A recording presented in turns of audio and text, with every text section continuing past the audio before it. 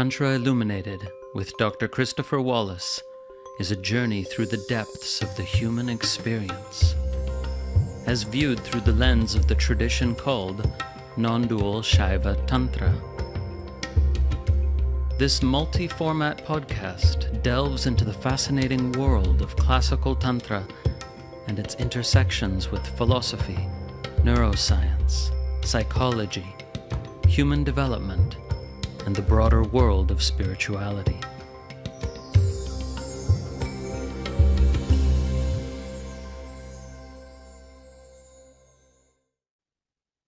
This is a solo episode, and today I'll be speaking about the energy body, also known as the subtle body. The Sanskrit phrase sūkṣma-śarīra is translated as subtle body, and that's a literal translation, as distinguished from the physical body, sthula-śarīra, and the so-called causal body, karana-śarīra. So the physical body everyone knows. The subtle body is described in terms of its nādīs, its energy channels, and its chakras, its centers, where many energy channels intersect and create a kind of complexification of mental, emotional, psychic, and pranic energy. And the causal body, the karana-śarīra, from a tantric point of view anyway, is that deeper level of our being on which exists the three bindus, the three essence points. And sometimes you'll hear spoken of a supracausal body. It's not really a body, but an even deeper level where the three bindus, the three essence points, are one. I won't speak of the bindus today. You can learn more about them on the Tantra Illuminated platform in the Intro to the Energy Body course. So if sūkṣma-śarīra literally means subtle body, is the term energy body a legitimate translation? Yes, it could be a legitimate translation of a different term, pūryashtaka. Now, pūryashtaka means something like a fortress with 8 aspects. That would be the literal translation. And this is, of course, a metaphorical description of the energy body as having these 8 aspects, almost like an ancient city with 8 walls. So the pūryashtaka, this is a term used in Tantra in particular and originated within Tantra. And it could be translated as energy body legitimately. So what are the elements of the pūryashtaka? Well, the 8 elements are the 3 aspects of the psyche: mind, discernment, and ego or identity constructor, manas, buddhi, and ahankara, plus the 5 so-called subtle elements or tanmatras.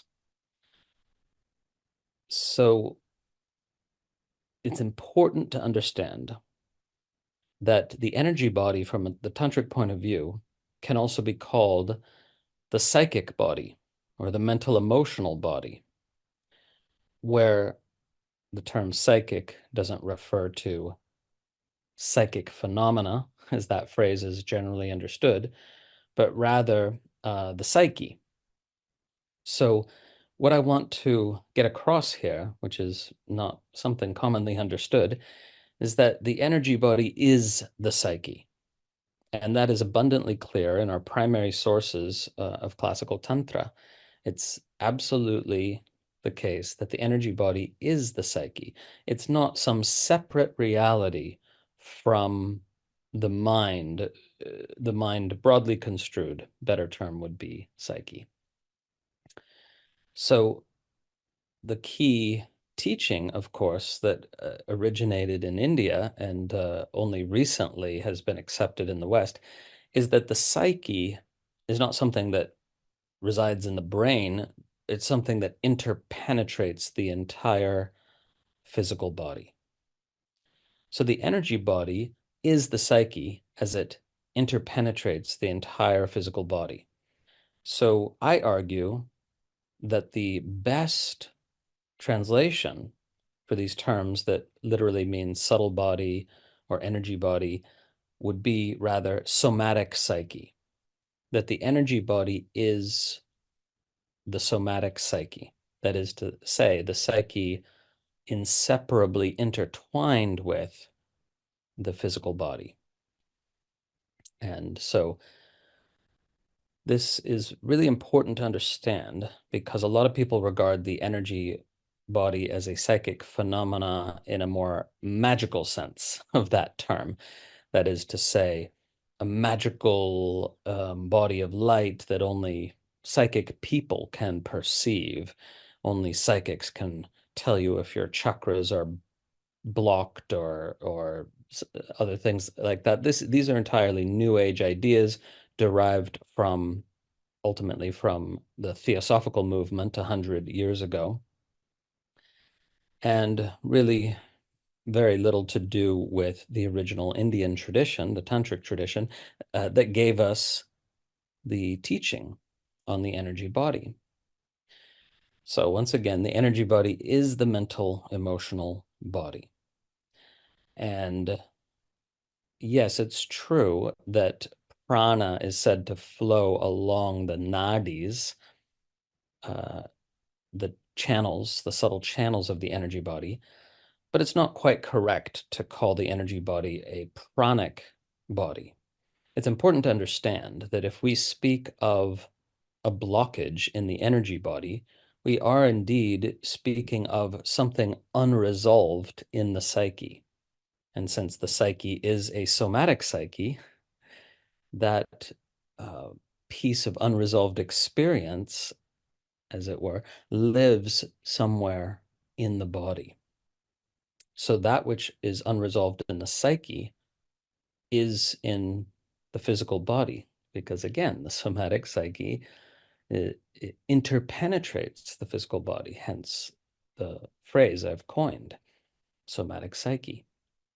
So I'm being a little bit repetitive because I want this to land fully, because it in some ways goes against the grain of what's taught in modern yoga studios, East and West, which partakes of magical thinking, woolly thinking, influence from occultism, theosophy, New Age, and other irrelevant influences if we're interested in understanding what the original tradition taught on this subject. Okay, so are there a fixed number of chakras or centers in this energy body? No, because the energy body is a fluid reality. It's not static. It's not like the physical body, which of course is also, in fact, a fluid reality. But the physical body changes very, very slowly, and the energy body can appear in many different configurations. And just as the mind can appear in many different configurations, because again, it is the mind in this broader, more somatic sense. So it would not be correct to argue about are there 7 chakras? Are there 5 chakras? Are there 12 chakras or some other number? Because this argument would be wrongly participating in a kind of literalism which infects modern thinking, especially American, but it's really found everywhere. A kind of literalism that is not an appropriate lens when encountering these pre-modern spiritual traditions, such as Tantra and yoga. So there can be any number of chakras, there can be and are any number of centers in the energy body. So there are many different chakra systems presented in classical Tantra, at least a dozen different chakra systems. Ones with 4 chakras, 5 chakras, 6, 7, 9, 12, 21, and so on. Now, how do you know which chakra system to work with? Well, that depends on which practice you want to do. It makes perfect sense to work with a 5 chakra system if you want to do a 5 element practice. And it makes perfect sense to work with a 7 chakra system if you want to do a 7 deity installation. So let me explain a little bit more, because the chakras don't exactly have inherent qualities. And again, I'm offering a clarification that cuts against the grain of a lot of popular literature on this subject. So it's not correct to say this is the mantra of that chakra, this is the color of that chakra, this is, whatever associations you find in these books that are in fact New Age books, not books based on the original tradition of Tantric yoga, which is the tradition that originated teachings on chakras, nādīs, and so on. Okay, so what are the chakras then? Well, again, they're places where energy channels intersect and create a kind of vortex, if you will, of energy intensification, points of energy within the body. And they are potentially many, right? But there are some primary areas where all of us experience intensification of energy. For example, in the region of the genitals, in a couple of different points in the belly, like the low belly, the navel, the heart region, and the throat, the third eye, and so on. So these popularly known places are indeed places where we can and do experience intensification of energy, whether or not we're engaged in any yogic practice. After all, everyone has experienced intense love as a palpable physical sensation in the region of the heart. And for that matter, virtually everyone has experienced heartbreak as a palpable physical sensation in the region of the heart. And when people feel heartbreak and their heart is aching, they generally don't go to the hospital to have it checked out, because they know instinctively, even if they haven't encountered these teachings, that intense emotional energy can manifest in the physical body. So in that sense, it's fair to say that everyone has experienced at least some of the chakras, okay? But what are their role in yogic practice? In the practice of Tantric yoga, one takes these points at which intensified energy is experienced and uses them in practices that seek to activate energies or install energies in those regions. Okay, so as you probably know, there's a specific agenda in Tantric yoga to bring about the experiential recognition of our true nature as a microcosm of the entire universe. So in other words, we think of ourselves as just finite, limited individuals constrained to a physical body. And most of us don't suspect that indeed all the gods are within us, as Tantra says. So all the gods are within us, meaning to say all the energies and forces, potencies, and potentialities that the gods represent exist here in the human organism on multiple levels, physical, energetic, and so on. So when we install the deities for example, in the chakras, we are seeking to activate those potential energies that are already inherent within us. And this is, of course, a non-dual view on the subject. A dualist might believe that those energies are not there in potential form. They need to be literally installed. Whereas for a non-dualist, the term installation, nyasa in Sanskrit, is a metaphorical term. It's more an activation. So the 7-chakra system originally was designed to accommodate the installation or activation of 7 deities, namely Brahma, representing and embodying the creative and procreative power, who is traditionally installed in the Muladhara chakra or root base chakra. Vishnu, this stabilizing force, is traditionally installed in the Swadhisthana chakra. Rudra, the dissolving or digesting force, is installed in the Manipura chakra, in the level of the navel. Ishvara, the personal deity associated with devotion and surrender, is installed in the Anahata chakra, in the region of the heart, the sternum.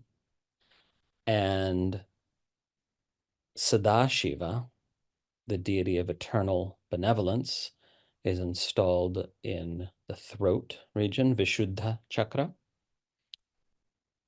And Bhairava, the awe-inspiring power of consciousness, is installed in the Agnya chakra, third eye region.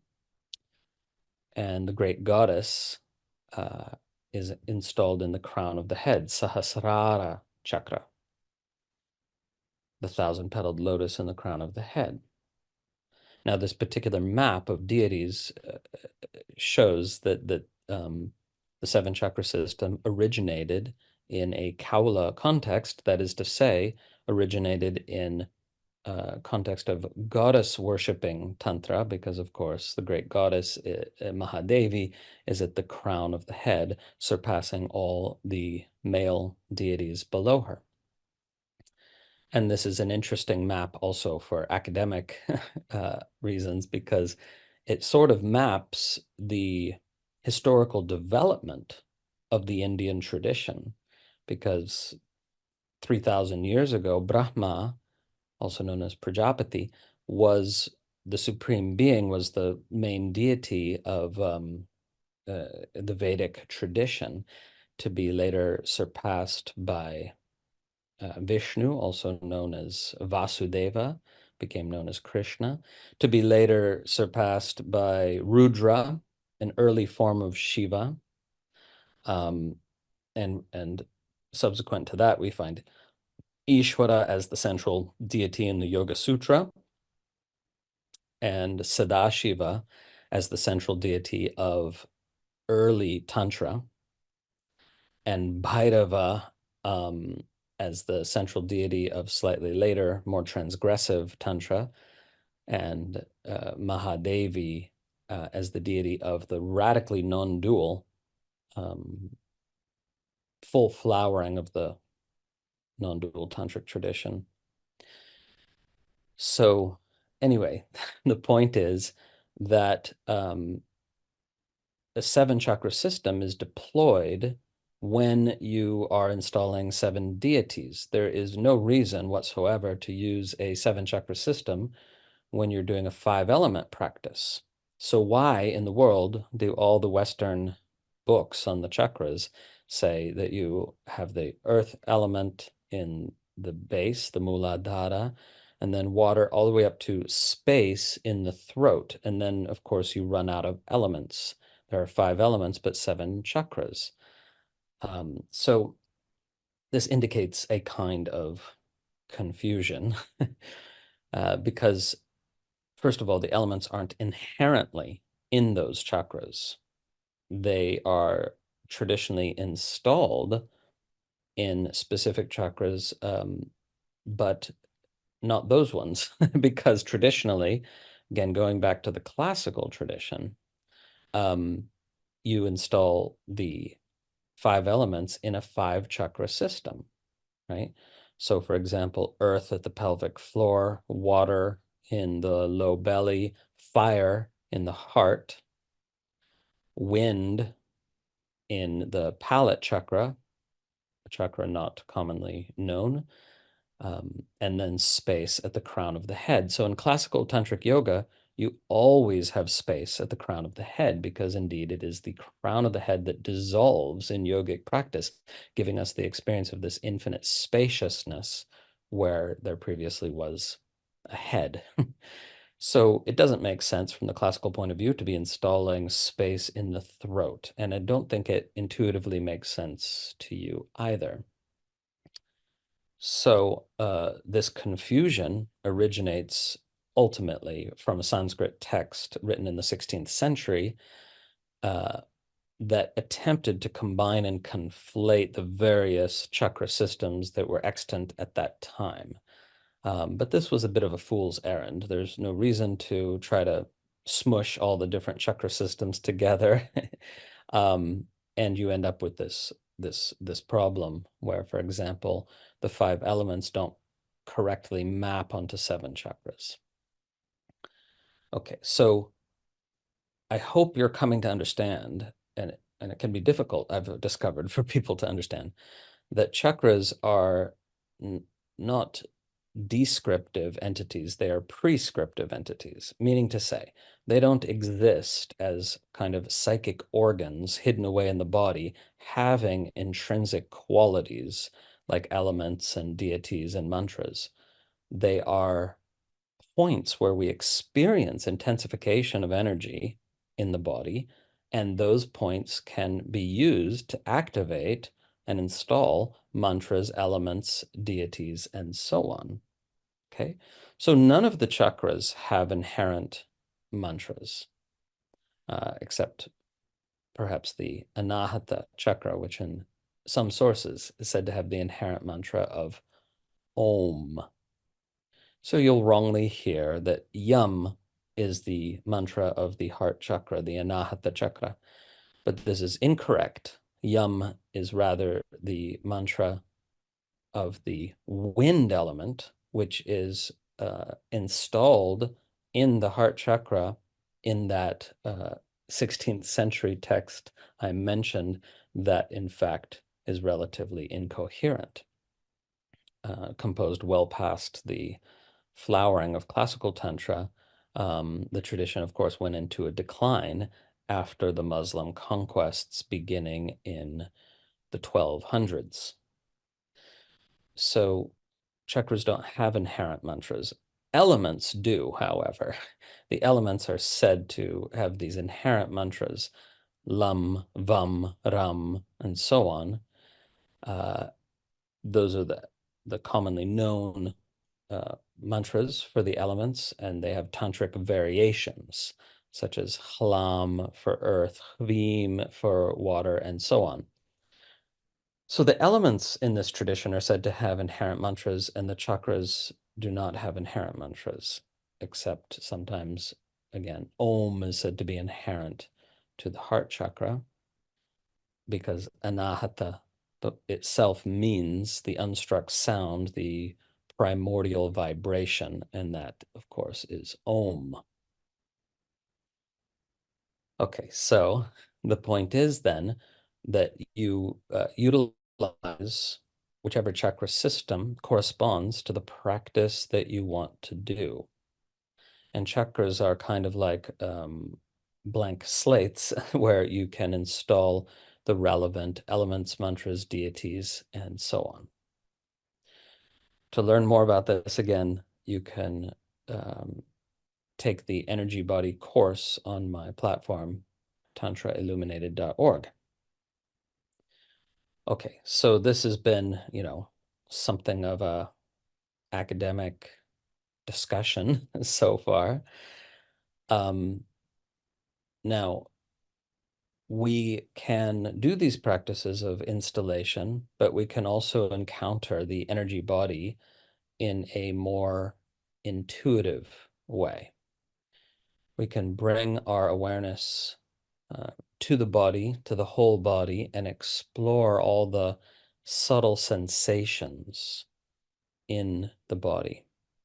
And we might discover that there can be a pattern to these subtle sensations, that we experience certain sorts of emotions in certain places and other emotions often in other places, and different sorts of energy, whether heat or cold or intensity or pressure, buzzing, vibrating, tingling, all of this can be experienced within the body, and they are sort of like signs or symptoms of the activation of the energy body.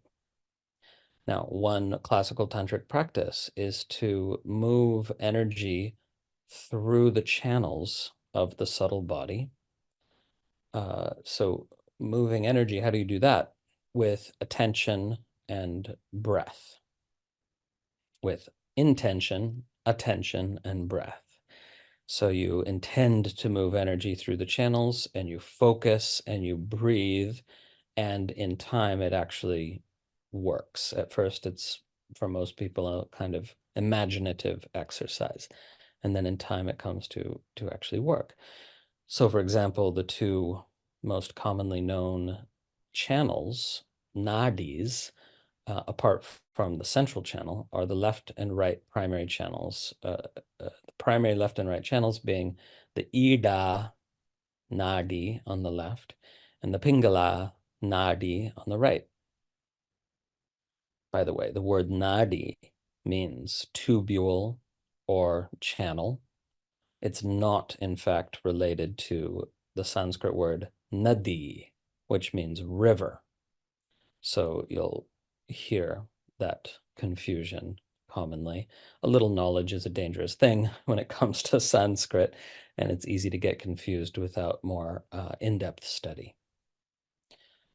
Okay, so the nādīs are like tubules, arteries, channels. So one common practice, for example, is to move energy along the left channel on the inhale and along the right channel on the exhale. And another practice can be to move energy through the central channel, the sūkṣma-śarīra, or graceful channel.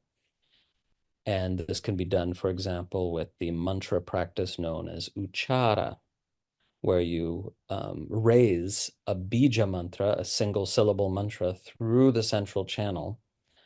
And this can have a number of effects, ranging from increased physical health to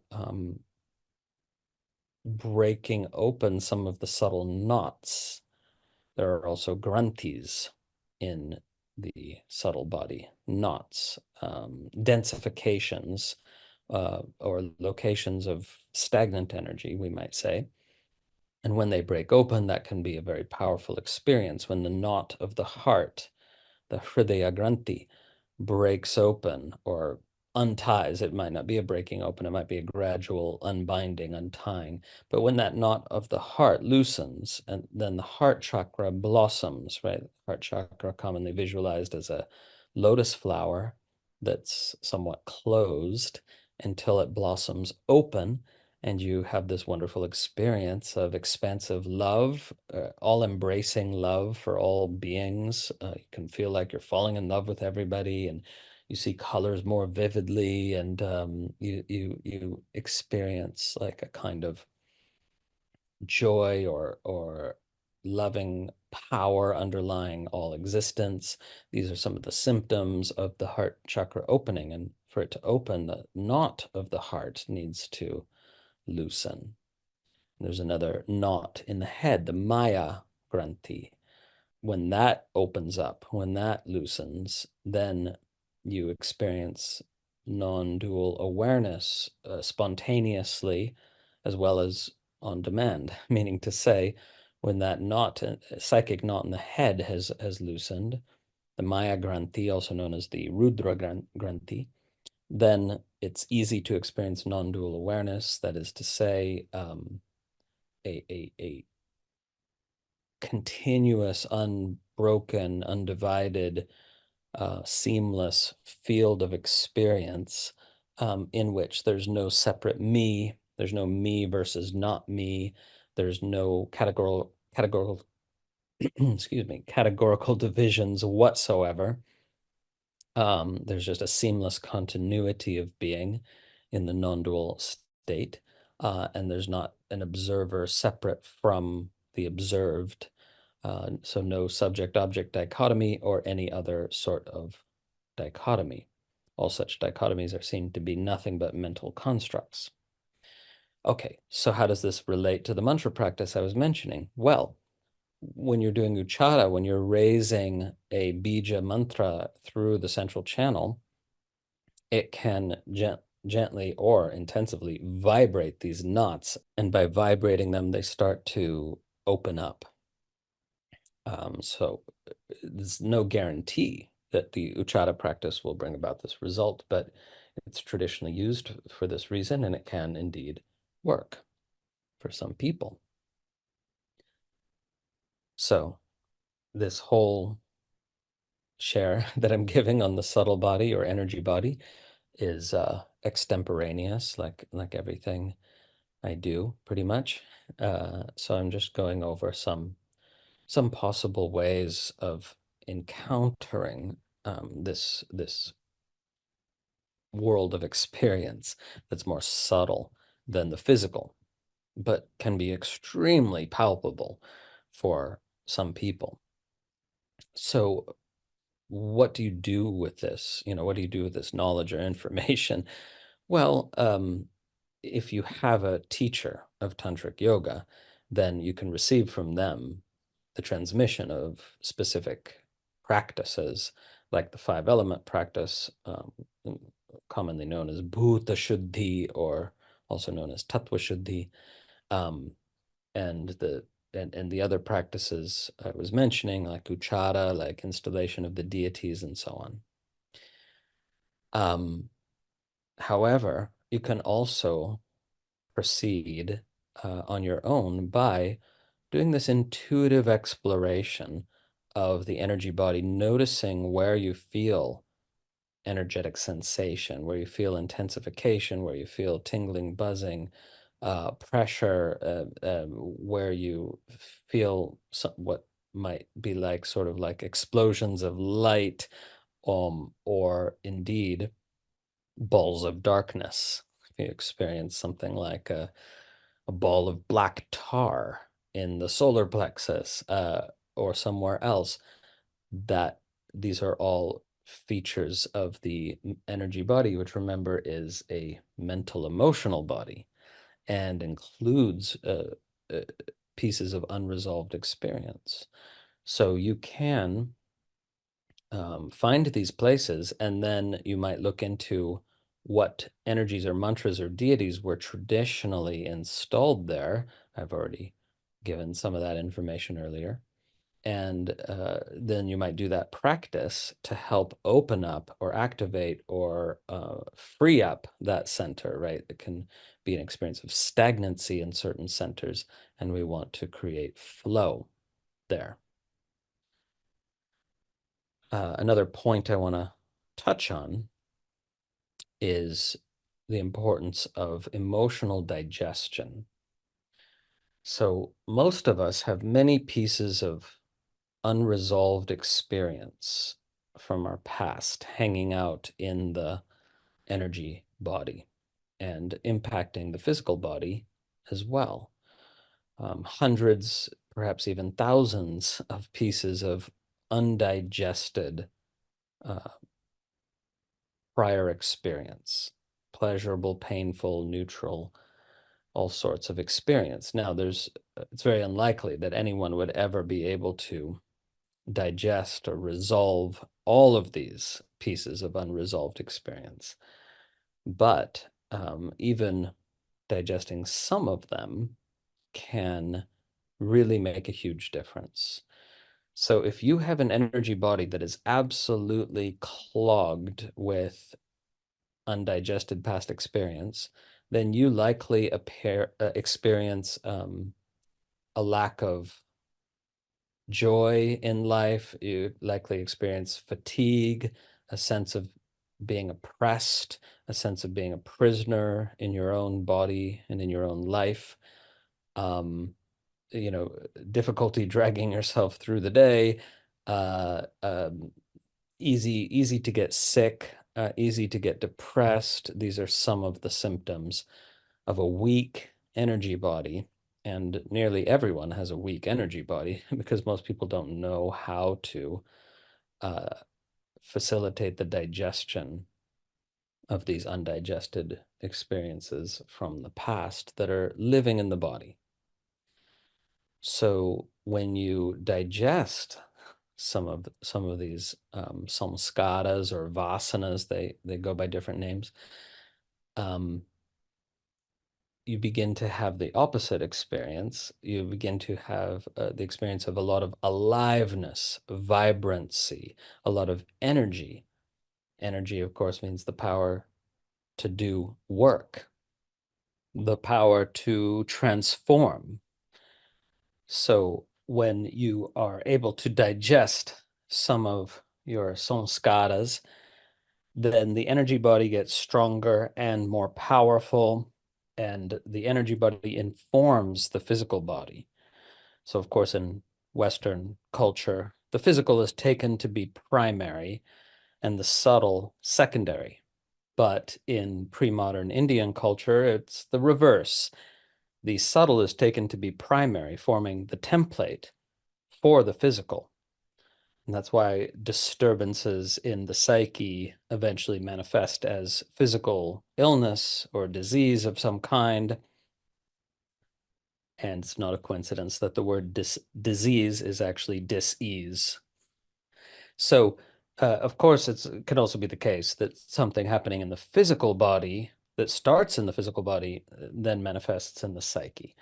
But the condition of the psyche can not only cause illness, but it can exacerbate latent problems in the physical body.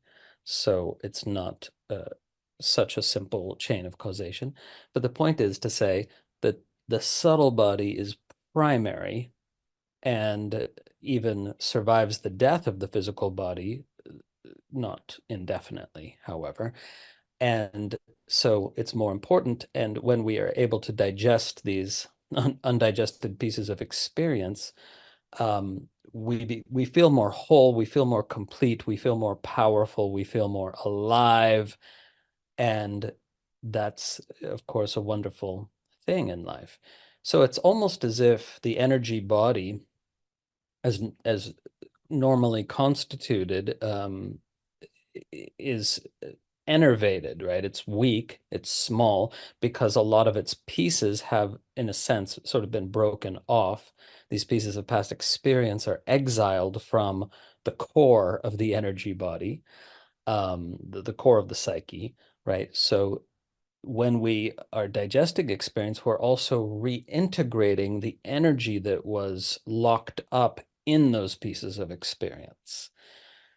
So it's as if the effect of the past is being erased through this digestion process, and the energy that was sequestered by these exiled pieces of experience is reintegrated, and so the energy body becomes stronger and stronger.